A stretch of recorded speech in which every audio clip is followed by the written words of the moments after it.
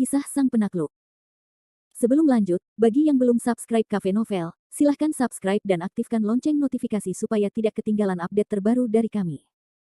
Jangan lupa juga tinggalkan like, komen dan share video ke medsos yang sahabat punya. Oke lanjut. Bab 21-23. Tidak akan sulit untuk menyembunyikan satu orang di puncak gunung yang begitu besar. Kevin Ye tidak pernah menyangka bahwa pakaiannya di samping mata air justru menjadi cacat yang menarik perhatian kedua orang yang mengejar gadis itu. Gadis yang terjebak di mata air itu jelas gemetar. Dia mengumpat dalam hatinya, orang terkutuk ini, apakah bibi buyutnya terbunuh olehnya? Kevin Ye mendengar langkah kaki semakin dekat dan hatinya menjadi tenang. Aku adalah harimau di pegunungan, naga di laut. Aku adalah pahlawan besar di dunia manusia. Pada saat itu, Kevin Ye tidak hanya tidak diam, dia mulai menyanyikan sedikit lagu, seolah-olah dia mencoba menarik perhatian kedua orang itu.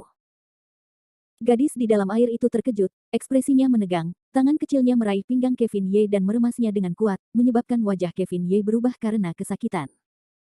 Jika gadis ini bisa muncul ke permukaan, dia bahkan akan tega membunuh Kevin Ye. Orang terkutuk ini, begitu kedua orang itu pergi, aku pasti akan membiarkannya bersenang-senang. Benar saja, setelah suara Kevin Ye terdengar, sebuah jawaban segera datang dari hutan gelap, bos, ada seseorang di sisi mata air. Aku mendengarnya. Saat dia semakin dekat, gadis itu menjadi semakin gugup. Dia menahan napas untuk mencegah gelembung terbentuk di permukaan air. Hanya itu yang bisa dia lakukan sekarang. Hanya dalam beberapa detik, dua sosok telah berdiri di samping mata air. Mereka menatap ke tengah mata air dengan tatapan tajam. Bos, ada seseorang di sana. Mereka berdua segera menyadari keberadaan Kevin Ye. Kevin Ye saat ini membelakangi mereka, seolah-olah dia tidak menyadari apapun, dan dengan tenang mandi dengan gembira, pada saat yang sama dia terus-menerus mengerang. Sepertinya itu seorang pria. Hei, nak. Sebuah suara kasar beriak di permukaan air dan mencapai bagian tengah. Kevin Ye bertindak seolah-olah dia terkejut dan dengan cepat berbalik. Kemudian, tubuhnya tiba-tiba tenggelam saat dia menatap kedua orang di tepi pantai. Pada saat ini, ada dua pria yang berdiri di samping mata air. Keduanya bertelanjang dada, dan di bawah sinar bulan, mereka dapat dengan jelas melihat tato di lengan mereka. Keduanya berusia sekitar 30 hingga 40 tahun, dan wajah mereka memperlihatkan ekspresi mengancam. Jelas dari satu pandangan bahwa tangan mereka ternoda oleh kehidupan manusia. Kevin Ye sangat gugup dan tanpa sadar menghindar, apakah kamu memanggilku? Siapa lagi yang bisa kamu panggil dia kalau bukan aku? Bocah, kamu benar-benar dalam suasana hati yang baik. Sendirian di tengah malam begini, apakah kamu mau mandi? Kevin Ye pura-pura tidak tahu, benar sekali, aku sedang bermain di pegunungan bersama teman-teman sekelasku hari ini dan tersesat. Mereka meninggalkanku sendirian di gunung. Aku sudah berjalan cukup lama, tetapi aku masih belum menemukan jalan menuruni gunung. Aku melihat mata air di sini, jadi aku datang untuk membersihkan diri. Sebelum kehendak spiritual Kevin Ye terbangun, semua orang di sekolah memanggilnya si bodoh Ye. Jika dia berpura-pura bodoh, tentu saja dia akan lebih seperti itu daripada orang lain. Kedua pria di tepi pantai saling memandang, mereka jelas tidak percaya apa yang dikatakan Kevin Ye, tetapi ekspresi bodoh Kevin Ye tidak tampak seperti dia berbohong, jadi mereka berdua ragu-ragu.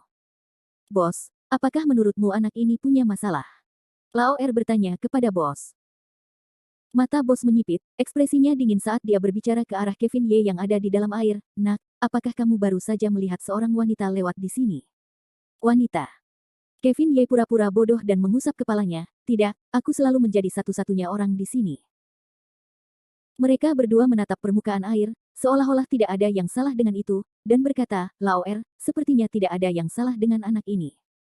Ayo pergi, Gunung Shou yang ini tidak kecil, mungkin gadis itu tidak bersembunyi di sini. Baiklah. Kita akan mencarinya di tempat lain. Dia terluka, jadi dia seharusnya tidak bisa berlari terlalu jauh. Suara mereka keras, seolah-olah mereka melakukannya dengan sengaja. Melihat mereka berdua hendak pergi, Kevin Ye segera berlari ke arah pantai. Dua paman, tunggu aku, tunggu aku. Mereka berdua terkejut, mereka tidak menyangka bahwa Kevin Ye akan menabrak dirinya sendiri.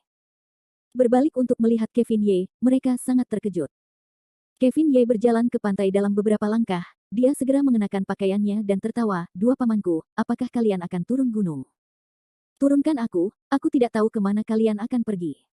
Sudah lama sekali aku tidak keluar, kalian berdua tolong bawa aku turun gunung. Keduanya tersenyum tipis pada saat yang sama. Mereka tidak tahu apakah harus tertawa atau menangis. Nak, apakah kamu tidak takut bahwa kita adalah orang jahat meskipun kita lahir di tengah malam? Lao Er tersenyum sinis. Kevin Ye takut dan dengan cepat mundur 2 langkah. Ah, kalian orang jahat. Kalau begitu aku tidak akan pergi dengan kalian. Aku akan patuh tinggal di gunung dan menunggu paman polisi menyelamatkanku. Lao Er, cukup, berhenti membuang-buang kata dengan orang bodoh ini. Cepat pergi, kita masih memiliki hal-hal penting untuk dilakukan. Ya, bos. Keduanya melirik Kevin Ye lagi, lalu berbalik untuk pergi. Melihat punggung keduanya, mata Kevin Ye langsung menjadi suram, sepertinya mereka berdua berjalan di jalan yang sama dengan body training, dengan tubuh yang penuh keterampilan, hanya saja mereka sedikit lebih lemah. Dia tidak menyangka bahwa di bumi ini di mana energi spiritualnya sangat tipis, sebenarnya ada sekelompok orang yang istimewa. Namun Kevin Ye tidak terkejut, lagi pula, di seluruh 9 alam, ada kultivator yang memiliki kekuatan bertarung dan umur yang melebihi orang biasa, jadi tidak aneh jika ada kultivator di bumi. Setelah berdiri di tempat dengan tatapan kosong untuk waktu yang lama, sampai dia merasa langkah kaki pihak lain telah pergi jauh, Kevin Ye akhirnya menemukan kembali penampilan aslinya. Tidak ada lagi kebodohan di matanya, yang menggantikannya adalah rasa main-main dan pesona. Sambil tertawa gembira, Kevin Ye berdiri di tepi pantai dan berbicara ke arah mata air, "Baiklah, cantik, berhentilah bersembunyi, mereka sudah pergi." Permukaan air masih tenang, seolah-olah gadis yang bersembunyi di dasar mata air itu tidak mendengar kata-kata Kevin Ye. Ekspresi Kevin Ye berubah lagi dan lagi saat dia berteriak, "Gadis cantik, naiklah." Masih tidak ada gerakan dari bawah air. Kevin Ye memperhatikan dengan saksama, gelembung-gelembung di permukaan air yang tenang sudah mulai terbentuk, dan berteriak keras, "Tidak bagus." Mengikuti di belakangnya, Kevin Ye terjun ke dalam air dengan suara gemuruh. Air mata air itu dingin menusuk tulang dan mengeluarkan jejak asap putih di malam hari. Setelah beberapa lompatan, Kevin Ye telah mencapai bagian tengah permukaan air, tubuhnya tenggelam, dan benar saja, gadis itu pingsan di mata air itu. Seluruh tubuhnya perlahan muncul dari air, wajahnya pucat pasi. Jika orang lain melihatnya, mereka akan mengira dia adalah hantu wanita dari dalam kegelapan malam. Kevin Ye menggendong gadis itu di lengannya, mengangkatnya ke atas kepalanya, lalu mulai menetes dari permukaan air. Saat dia dengan lembut meletakkan gadis ini, yang belum pernah dia temui sebelumnya, di tanah, Kevin Ye mendengus tak berdaya, aku benar-benar berutang budi padamu dari kehidupan masa laluku." Gadis itu menyemprotkan air dari mulutnya, membuatnya tampak seperti ikan mati. Gaun ungu panjang menempel di tubuhnya di dalam air, memperlihatkan sosok yang cantik. Kevin Ye tetap fokus untuk waktu yang lama sebelum menelan ludah. Dia menyingkirkan rambut acak-acakan yang menutupi wajahnya, kecantikan yang langka. Setelah menilai gadis itu dari ujung kepala sampai ujung kaki, Kevin Ye berkata sekali lagi, "Maaf, untuk menyelamatkanmu, aku tidak punya pilihan selain menyinggungmu." Saat dia berbicara, tangan besar hangat Kevin Ye tiba-tiba menekan dada gadis itu, mengerahkan banyak kekuatan. Puci, puci. Gadis itu membuka mulutnya. Dia kemudian memuntahkan 2 teguk air. Gadis itu akhirnya terbangun setelah mendengar serangkaian batuk di hutan. Mata berairnya terbuka lebar dengan ekspresi terkejut di wajahnya. Karena pada saat ini, dia melihat Kevin Ye bersandar di tubuhnya, kedua tangannya menekan dadanya. Dia bangun. Kevin Ye berkata dengan acuh tak acuh. Gadis itu sangat marah. Dia jungkir balik, berdiri tegak dan melayangkan telapak tangan ke arah Kevin Ye, "Dasar penjahat, beraninya kau." Kevin Ye awalnya terkejut, lalu dengan sekejap, dia meraih pergelangan tangan gadis itu. Dengan lembut, gadis itu berbalik, dan tubuhnya yang lemah terhuyung, sebelum dia sekali lagi memasuki pelukan Kevin Ye. Seolah-olah gadis itu telah mengambil inisiatif untuk melemparkan dirinya ke pelukan Kevin Ye.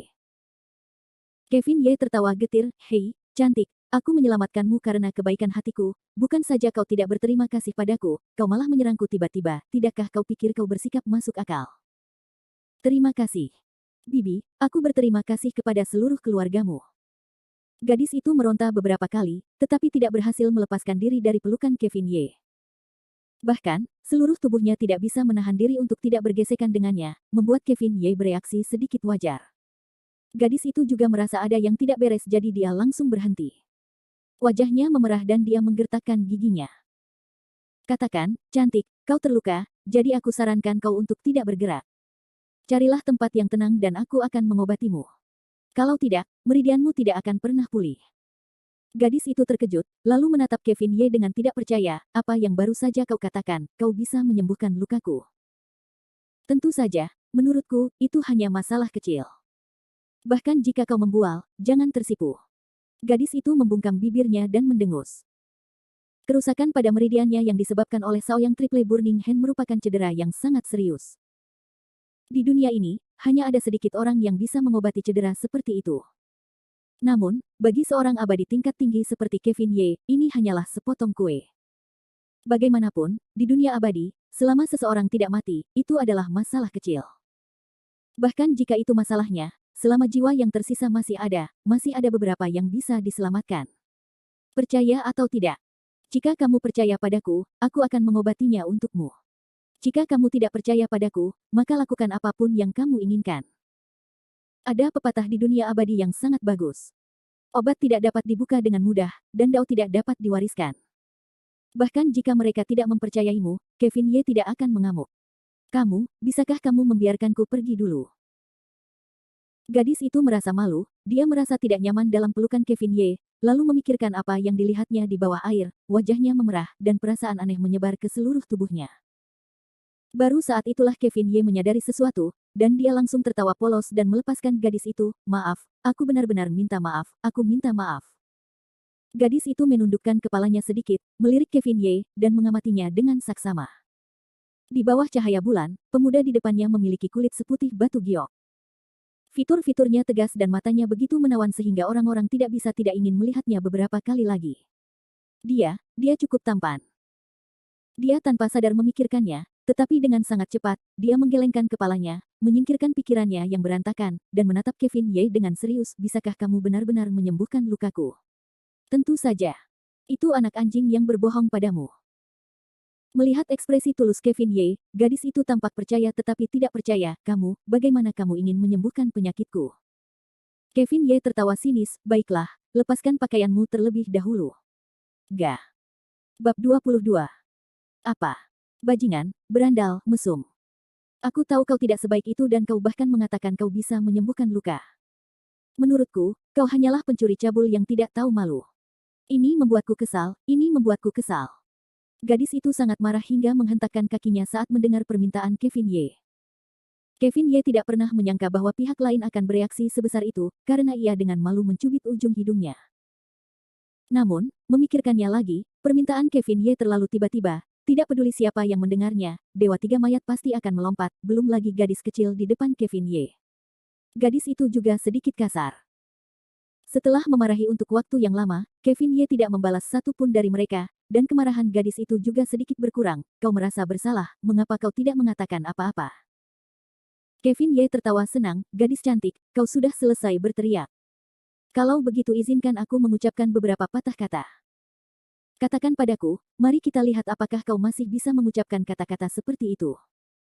Gadis itu meletakkan tangannya di pinggangnya, tampak seperti ingin bertarung sampai mati dengan Kevin Ye. Sebenarnya, gadis itu tidak bodoh. Jika Kevin Ye benar-benar memiliki motif tersembunyi terhadapnya, maka dia pasti sudah bergerak jauh sebelum dia koma.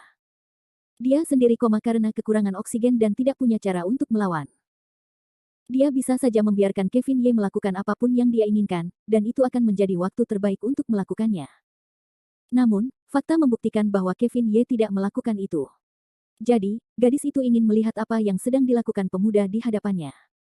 Gadis cantik, seberapa banyak yang kau ketahui tentang Trifocal Meridian? Kevin Ye bertanya. Meridian Sanjiao adalah salah satu dari 6 organ dalam tubuh manusia, itu adalah yang terbesar yang tersebar di dada dan perut, itu disebut organ dalam soliter. Tidak, jawab gadis itu. Benar, meridian adalah organ dalam tubuh manusia yang paling penting, mereka mampu berkomunikasi dengan energi spiritual langit dan bumi. Meridian trifokal rusak, yang ringan tidak dapat maju lebih jauh, dan yang berat mengancam jiwa. Meridianmu rusak parah, dan kau baru saja terkena air mata air dingin. Jika kau buru-buru mengobatinya, tidak hanya tidak akan berpengaruh, itu juga akan memaksa energi dingin di tubuhmu untuk melahapmu. Pada saat itu, lupakan tentang pemulihan, bahkan hidupmu akan dalam bahaya. Jadi apa? Gadis itu menatap Kevin Ye dengan aneh. Dia tidak mengerti apa hubungan kata-kata Kevin Ye dengan dia yang melepaskan pakaiannya. Kevin Ye merasa tidak berdaya, dan berpikir, bahkan pada titik ini, dia masih tidak mengerti, tampaknya kemampuan pemahaman kultivator di bumi tidak kalah sedikit pun. Kevin Ye dengan sabar melanjutkan, tentu saja ada hubungan di antara mereka berdua. Pakaianmu tercemar oleh dinginnya mata air, aku harus terlebih dahulu menghilangkan energi dingin dari tubuhmu sebelum aku dapat membantumu menyembuhkan.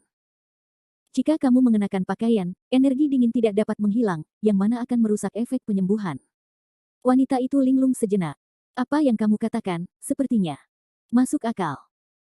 Meskipun dia mengakuinya di permukaan, seorang gadis normal tidak akan bisa membuka pakaian di depan pria yang tidak dikenalnya.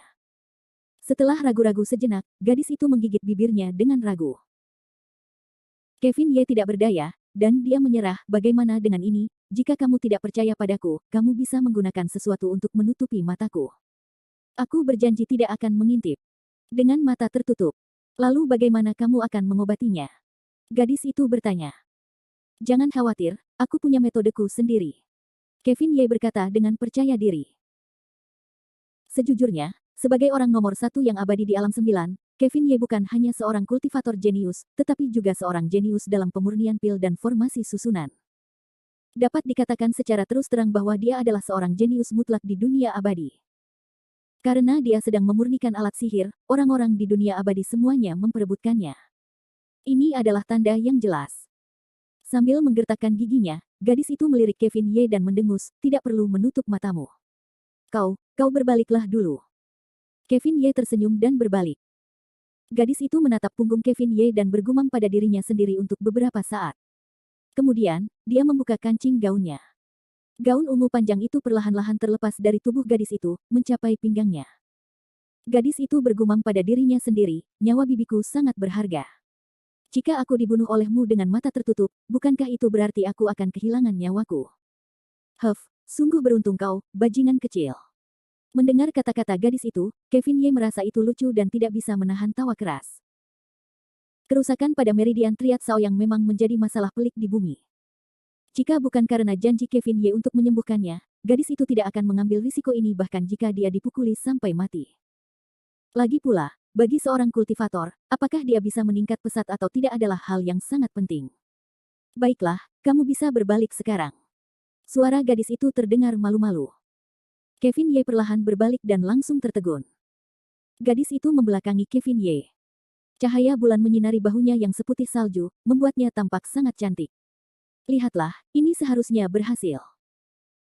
Gadis itu sengaja bertanya, tetapi dalam hatinya, dia berpikir dengan keras, bajingan ini, jika dia masih berani meminta bantuan, bibiku pasti akan membunuhnya. Cukup, trivokal meridian tersembunyi di dada dan perut. Dengan cara ini, energi dingin dapat dipancarkan keluar. Gadis itu mendengus. Karena kau bisa melakukannya, maka cepatlah. Apa kau ingin membekukan bibi buyutmu sampai mati? Kevin Ye terbatuk canggung dan melangkah maju. Dengan sangat cepat, matanya menyipit dan menatap bahu gadis itu. Bahu gadis itu seputih salju, tetapi di dalam otot-ototnya yang seputih salju tumbuh bunga mawar yang mempesona, yang sangat menarik perhatian. Kenapa kau tidak bergegas? Untuk apa kau berlama-lama? Jika kau terus berlama-lama, tidakkah kau percaya bahwa bibi buyutmu akan mengulitimu hidup-hidup? Desak gadis itu. Kevin Ye perlahan mendekati gadis itu, jari-jarinya menyentuh desain mawar di bahunya. Gadis itu segera berteriak, bajingan, siapa yang membiarkanmu menyentuhku secara acak? Mawar ini sangat indah, apakah itu tato? Kevin Ye tertawa dan bertanya. Itu tato anjing.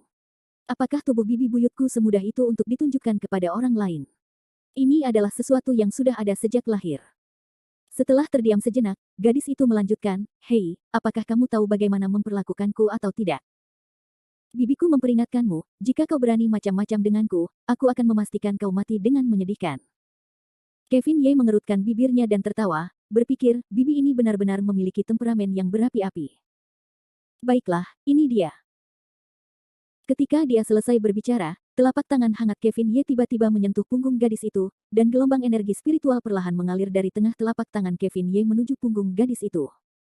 Tubuh gadis itu tersentak, dan dia merasakan seluruh tubuhnya hangat dan nyaman tak terlukiskan. Hehe, aku tidak menyangka kau adalah seorang pejuang ki sejati. Ketika dia merasakan ki spiritual berenang di tubuhnya, dia merasa lebih percaya diri pada Kevin Ye. Meskipun dia bisa mengatakan bahwa Kevin Ye jelas bukan orang biasa, dia masih bergumam pada dirinya sendiri tentang apa yang mampu dilakukannya. Namun, saat Kevin Ye bergerak, gadis itu benar-benar rileks. Ini adalah kepercayaan diri seorang pejuang terhadap kekuatan. Hei, kenapa aku belum pernah melihat ki sejati seperti ini sebelumnya? Itu bukan sekte Buddha yang asli, dan bukan milik sekte Tao, jadi lebih tidak mungkin lagi kalau itu adalah kekuatan iblis. Siapa kamu? Siapa gurumu? Wanita itu bertanya dengan rasa ingin tahu, mengabaikan fakta bahwa dia sedang dalam masa pemulihan.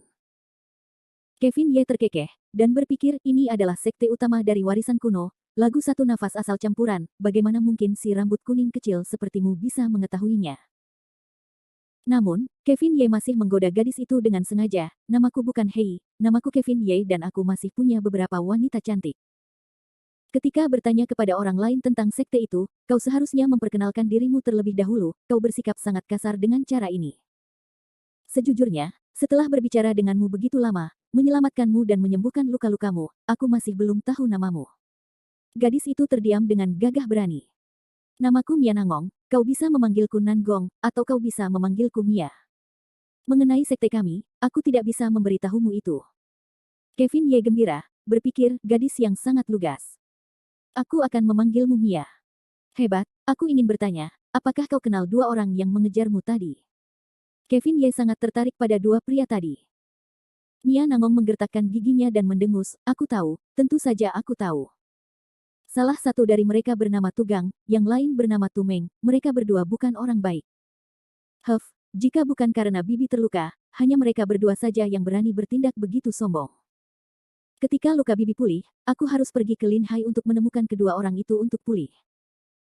Jelas, Mia Nangong tidak menempatkan keduanya di matanya. Mengapa Tugang dan Tumeng ingin membunuhnya, Mia Nangong tidak mengatakannya. Karena dia tidak membicarakannya, Kevin Ye tidak dapat bertanya, tetapi memikirkan tentang masalah dunia seni bela diri, itu hanya untuk membalas dendam dan merebut harta karun. Untuk itu, Kevin Ye selalu kurang tertarik. Baiklah, aku sudah selesai menjawab pertanyaanmu, sekarang giliranku. Guru macam apa yang kau miliki dengan metode kultivasimu, rasanya cukup nyaman. Mia Nangong melanjutkan topik sebelumnya. Kevin Ye tertawa kecil, dan berkata, jangan katakan itu, jangan katakan itu. Mia Nangong langsung cemberut, kau benar-benar pelit. Meskipun dia mengatakan itu, Mia Nangong tidak terus bertanya. Bagaimanapun, bertanya kepada guru orang asing di dunia seni bela diri adalah hal yang sangat kasar untuk dilakukan. Tepat saat keduanya tenggelam dalam pikiran setelah mengobrol, ekspresi Kevin Ye tiba-tiba berubah. Tangannya sedikit gemetar saat dia berpikir dalam hati, sialan, bumi sialan ini benar-benar kekurangan energi spiritual sejauh ini, sampai-sampai sangat sulit untuk memulihkan 3 meridian seseorang. Ada apa denganmu? Hati Mia Nangong menegang, seolah-olah dia telah merasakan perubahan Kevin Ye. Kibawaan yang nyaman itu menjadi semakin tipis di tubuh Mia Nangong, dan menjadi semakin berkurang, menyebabkan Mia Nangong merasa bingung. Kevin Ye tidak mengatakan apa-apa, tetapi mengatupkan bibirnya rapat-rapat, mencegah ki sejatinya bocor keluar. Pada saat yang sama, Kevin Ye mendengus, ingin mengaktifkan energi spiritual caotik yang baru saja dibangkitkannya. Namun, setelah bereksperimen beberapa kali, Kevin Ye merasa ngeri saat mengetahui bahwa energi roh primordial yang tersembunyi di dalam dantiannya sendiri tidak mendengarkannya, itu seperti benih yang tersembunyi di dalam dantiannya sendiri. Tampaknya menunggu benih itu berakar. Sudah berakhir, kali ini aku sangat malu, aku akan meledakkan kulitku. Kevin Ye mengingat kembali bagaimana dia berjanji bahwa itu akan menjadi hal yang mudah. Sebenarnya, Kevin Ye terlalu percaya diri dengan energi roh bumi. Satu-satunya cara bagi Kevin Ye untuk menyembuhkan Mia Nangong adalah dengan mengedarkan lagu satu nafas asal campuran, dan menggunakan tubuhnya sendiri sebagai media, dia akan menyalurkan energi roh ke Mia Nangong, dan sejak saat itu, menyembuhkan kerusakan pada meridiannya. Siapa yang mengira bahwa energi spiritual di Gunung Shou yang begitu tipis, tidak mampu menahan serangan Kevin Ye. Kevin Ye menyesalinya sekarang, dia terlalu ceroboh. Jika dia tidak bertengkar dengan Mia Nangong tadi, dia pasti bisa menghemat energi, dan sekarang dia baik-baik saja. Pemulihannya hampir selesai, tetapi dia hanya bisa menghentikannya di sini. Sepertinya aku hanya bisa menggunakan titik akupuntur untuk menyelesaikan sisa pekerjaanku. Setelah berpikir lama, Kevin Ye berkata dengan sedikit tidak berdaya. Namun, pada saat ini, tawa mengejek datang dari kegelapan. Bos, aku bilang anak ini misterius, kan? Huff, dia benar-benar menyembunyikannya dari kita secara tidak sengaja. Melihat bagaimana dia berpura-pura, aku tidak menyangka dia seorang ahli. Bab 23. Suara yang tiba-tiba ini membuat tubuh Mia Nangong yang halus bergetar. Dia sangat familiar dengan suara yang tiba-tiba terdengar, siapa lagi kalau bukan Tugang dan Tumeng. Terhadap kedua saudara itu, Mia Nangong hanya bisa berkata bahwa mereka tidak tahu malu.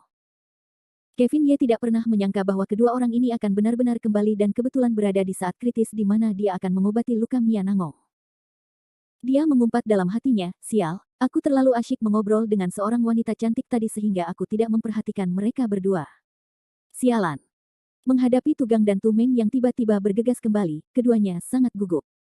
Kedua saudara Tugang dan Tumeng berjalan santai di hutan saat mereka masuk. Mereka berdua dapat dengan jelas melihat bahwa Kevin Ye sedang menyembuhkan Mia Nangong, jadi mereka berdua tidak memiliki kekuatan untuk melawan. Kedua saudara itu sama sekali tidak terburu-buru. Tugang memiringkan kepalanya, dan dengan santai menyalakan sebatang rokok untuk dirinya sendiri, cahaya api merah iblis bersinar lebih terang dalam kegelapan. Kevin Ye, apa yang harus kita lakukan sekarang? Mia Nangong panik. Jika Mia Nangong tidak terluka, berdasarkan emosinya yang berapi-api, dia pasti sudah bergegas dan memukuli Tugang dan Tumeng. Sayangnya, Mia Nangong saat ini berada di bawah atap sebuah rumah, jadi dia tidak punya pilihan selain menundukkan kepalanya. Menjelang kemunculan kedua saudara itu, Kevin Ye linglung sejenak, tetapi dengan cepat tersadar kembali. Sudut mulutnya tertarik ke belakang, dan memperlihatkan senyum sinis. Paman, kalian kembali begitu cepat. Karena dia ketahuan, Kevin Ye tentu saja tidak akan berpura-pura bodoh. Hehe, bocah bau, kamu sudah diambang kematian dan kamu masih ingin menggodaku. Sepertinya kamu benar-benar tidak takut mati. Tumeng mendengus dingin, kemarahan dalam kata-katanya, jelas karena dia marah dengan tindakan Kevin Ye sebelumnya. Mati. Kalian berdua tidak perlu khawatir tentang hidup dan matiku. Jika kalian ingin membunuhku, aku khawatir itu tidak akan semudah itu. Bocah bau, kukira kau hanya bebek yang dimasak, mulutmu keras. Aku akan mengambil nyawa anjingmu setelah aku mengurus jalang itu. Pada saat seperti ini, Kevin Ye tidak punya waktu untuk mengobrol dengan dua saudara Tugang. Saat dia membuka mulutnya untuk menahan keduanya, dia memfokuskan pikirannya dan menyerap energi roh alam dengan kuat, membuka 3 meridian Mia Nangong. Tugang masih bisa dianggap sebagai minyak dunia seni bela diri, bagaimana mungkin dia tidak melihat pikiran Kevin Ye. Tugang menghirup udara dingin. Jika bocah ini benar-benar dapat menyembuhkan gadis kecil ini, kalau begitu, kita, saudara kita, mungkin bukan tandingannya. Memikirkan hal ini, Tugang melambaikan mulutnya ke arah Tumeng, Laoer, bocah ini mencoba mengulur waktu. Jangan buang waktu dengannya, serang. Diteriaki seperti itu oleh Tugang, Tumeng langsung bereaksi, wajahnya penuh amarah, bocah, aku tidak menyangka kau begitu licik, aku hampir tertipu oleh tipuanmu lagi. Dengan itu, Tugang dan Tumeng melompat maju untuk mendekati Kevin Ye. Keduanya tampak mendekat dengan penuh amarah, tetapi mereka berdua sangat berhati-hati. Bagaimanapun, untuk dapat menyembuhkan luka Mia Nangong dengan kibawaannya, atau luka aneh pada meridiannya dengan meridian bercabang 3, kemampuan Kevin Ye jelas tidak rendah. Ada kemungkinan besar pemuda di depan mereka akan menggunakan semacam teknik penyelamatan nyawa. Ketika saatnya tiba, mereka berdua akan binasa bersama. Itu bukanlah hasil yang diinginkan kedua bersaudara itu. Hebat, apakah kau punya jarum perak? Kevin Ye menempel dekat Mia Nangong dan merendahkan suaranya. Mia Nangong terkejut dan cemas, untuk apa aku membutuhkan jarum perak di saat seperti ini? Tidak, bagaimana mungkin aku membawa jarum perak? Kevin Ye menarik napas dalam-dalam dan melanjutkan, kalau begitu, benda tajam apapun tidak apa-apa. Mia Nangong berpikir lama, meraba-raba tubuhnya, dan diam-diam memberikan sebuah benda kepada Kevin Ye, apa gunanya benda ini? Hanya ini yang kumiliki. Meskipun Mia Nangong tidak tahu apa gunanya Kevin Ye menggunakan jarum perak, pada saat kritis seperti ini, dia menduga bahwa Kevin Ye tidak akan menembak mereka secara acak, untuk mengolok-olok kehidupan mereka berdua. Kevin Ye membelainya dan melihat bahwa Mia Nangong diam-diam memberinya jepit rambut sederhana dan tanpa hiasan. Dia sangat senang di dalam hatinya, tidak apa-apa memiliki jepit rambut perak, tetapi desah. Pada saat ini, itu adalah waktu yang paling sulit dan paling penting bagi Kevin Ye untuk mengobati luka-lukanya. Jika dia melepaskan tangannya, bukan hanya semua usahanya sebelumnya akan sia-sia, nyawa Mia Nangong juga akan dalam bahaya. Oleh karena itu, Kevin Ye hanya bisa mengambil risiko. Metode akupunturnya sama dengan yang digunakan Kevin Ye sebelum dia menguasai Dao untuk menyembuhkan dirinya sendiri. Dibandingkan dengan memperbaikinya dengan ki spiritual, itu jauh lebih lemah. Selain itu, ini bukan waktu yang tepat untuk akupuntur, dan itu juga waktu yang tepat bagi musuh yang kuat untuk melihat-lihat. Namun, karena situasinya telah dipaksakan sedemikian rupa, dia hanya bisa menerapkan akupuntur dengan paksa. Setelah meraba-raba dengan jepit rambut perak, Kevin Ye mengambil jepit rambut itu dan dengan keras menusukkannya ke punggung Mia Nangong. Mia Nangong berteriak, "Oh ibu, sakit sekali sampai terasa sakit." "Sialan, Kevin Ye, kau bajingan, mengapa kau tidak menyapaku lebih dulu?" Kevin Ye sama sekali mengabaikan teriakan Mia Nangong yang seperti babi, dan tatapannya langsung tertuju pada jepit rambut perak itu. Pikirannya langsung melayang jauh. Baru saja, Kevin Ye hanya meraba-raba dengan santai, tetapi dia tidak memperhatikan jepit rambut perak itu dengan saksama. Sekarang, di bawah sinar bulan, jepit rambut perak itu bersinar lebih terang. Di kepala jepit rambut perak itu ada permata biru, yang bersinar dengan cahaya yang menyilaukan.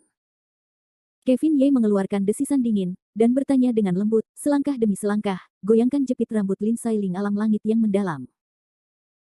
Kevin Ye berharap bahwa dia salah lihat, tetapi setelah menatap untuk waktu yang lama, dia dapat melihat semuanya dengan jelas.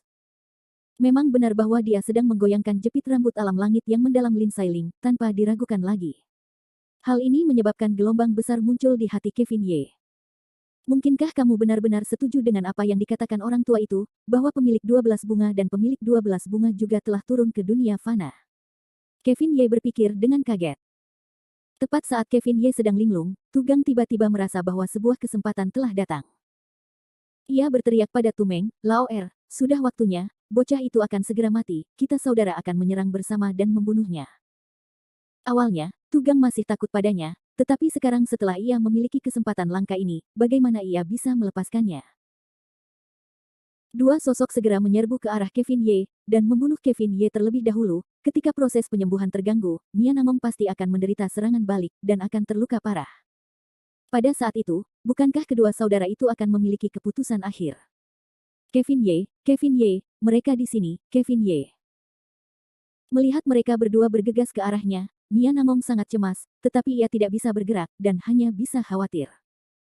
Kevin Ye masih linglung, seolah-olah ia bahkan tidak bereaksi sama sekali. Matanya terpaku pada jepit rambut Lin Sailing langit mendalam yang bergetar. "Sial, apa yang harus kita lakukan? Apa yang harus kita lakukan?" Bajingan ini benar-benar menjatuhkan rantainya di saat yang genting sekali, benar-benar menyebalkan, sangat menyebalkan.